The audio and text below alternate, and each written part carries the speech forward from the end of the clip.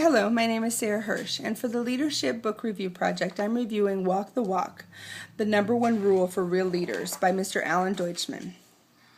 Mr. Alan Deutschman has authored several other novels, including Change or Die, A Tale of Two Valleys, and The Second Coming of Steve Jobs. Mr. Deutschman has spent 22 years as a journalist. He's a consultant and lecturer on the topic of personal and organizational change. Mr. Deutschman is a teacher of leadership, and he's the professor of business journalism. The purpose of this book, according to Mr. Deutschman, is that leaders are people who strive to change the way that others think, feel, and act. And that kind of transformation, especially among large groups of people, takes considerable time and constantly repeated actions. Mr. Deutschman presents 9 leadership characteristics. The first one, when you walk the walk, you show what's really important. When you walk the walk, you show who comes first. Number 3, when you walk the walk, you share the struggle and the risk. Number 4, when you walk the walk, you gain a first-hand view.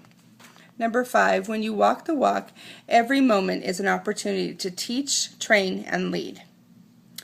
6, when you walk the walk, you take steps that every potential follower can follow.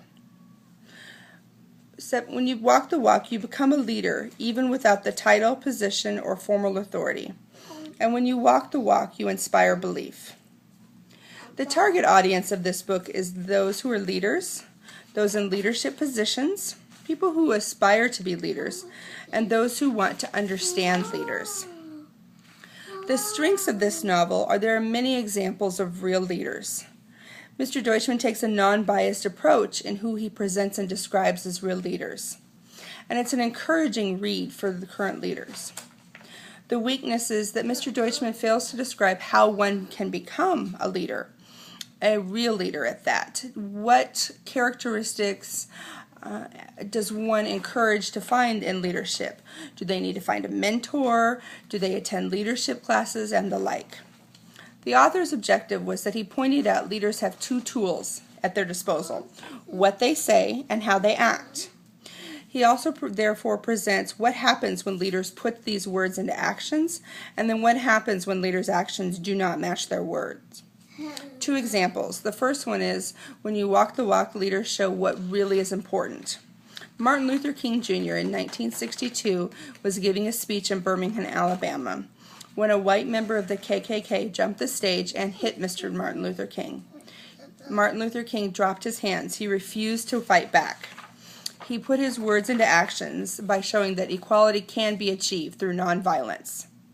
The opposite is seen in Mr. Kent and the Coca-Cola Company. In 1996, he personally profited $400,000 by short-selling his company's own stock, while others in the company lost millions.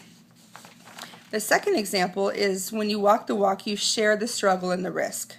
This is identified in Alexander the Great, who spent many, many hours on the front lines with his troops. He was often seriously injured, but his troops knew that he would share the risk with them. The opposite would be Mark Fields of Ford Motor Company of the North American Division in Detroit. He created a way forward plan. This plan eliminated 40,000 jobs. It closed 14 plants, and it cut the health care benefits for the workers that remained. Yet he personally received $2.3 million as a bonus, thereby bringing his annual salary up that year to $5.6 million. He also continued to fly the company's private jet at an expense of $215,000 every 3 months. I personally recommend this book for everyone. It is not just for leaders and those in leadership positions. It has something to offer anyone and everyone who reads it. Thank you.